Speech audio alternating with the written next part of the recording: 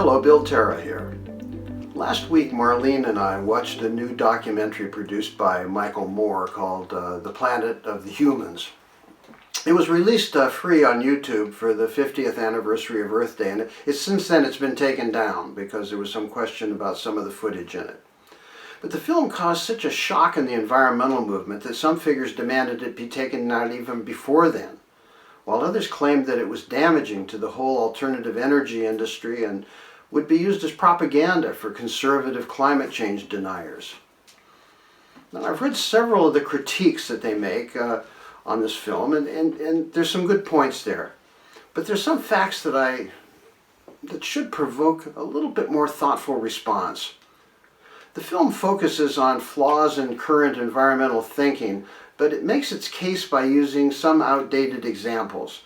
It claims that solar panels only last 10 years when the current panels last up to 30. But it's a valid point that a lot of dirty energy must be used to create clean technology. It's a lot of gas and a lot of petroleum and a lot of coal that's taken to make those solar panels and to make those wind turbines. These technologies also require exotic minerals, and so there's going to be extensive mining continuing. But perhaps the most significant aspect of the film is that it shines a light on the way that corporations are greenwashing their image, sometimes with the help of environmental charities. And this may be the real reason why many in the environmental movement became uncomfortable with the film. Because money rules. The focus of most environmental groups lies in proving that clean air, clean water, clean soil can be profitable. If you can make money off of saving the world, then somehow it's worth it. The problem is that when you deal with the devil, you have a tendency to lose your soul.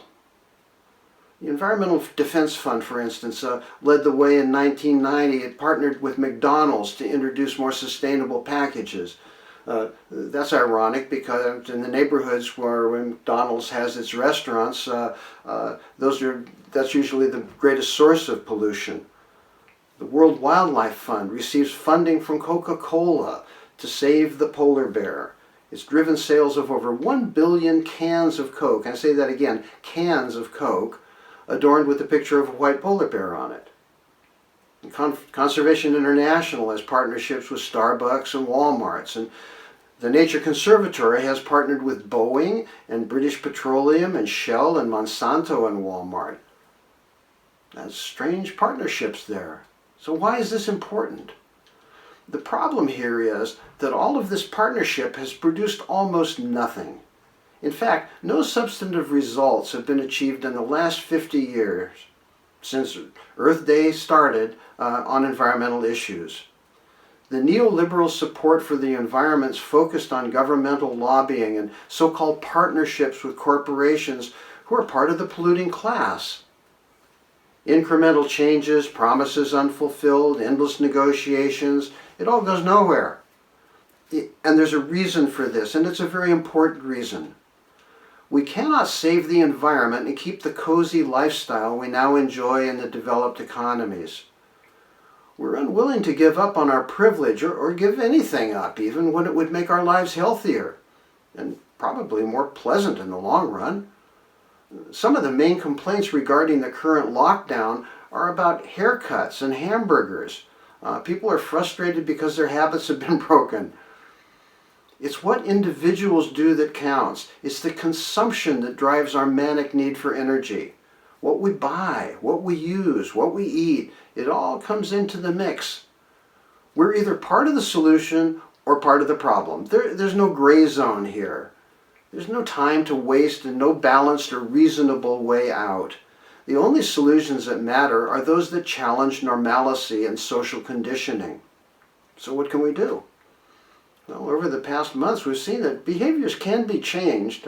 Sometimes kicking and screaming is involved, but they can be changed. And the solutions are not dangerous, and they're often simple.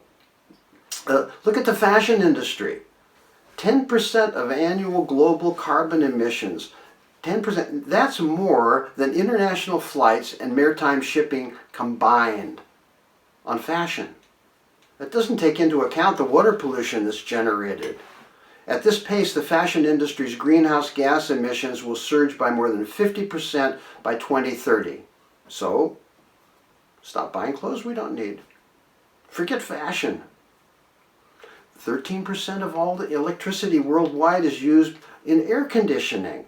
It's approximately 1.5 billion window-mounted air conditioning units currently at use.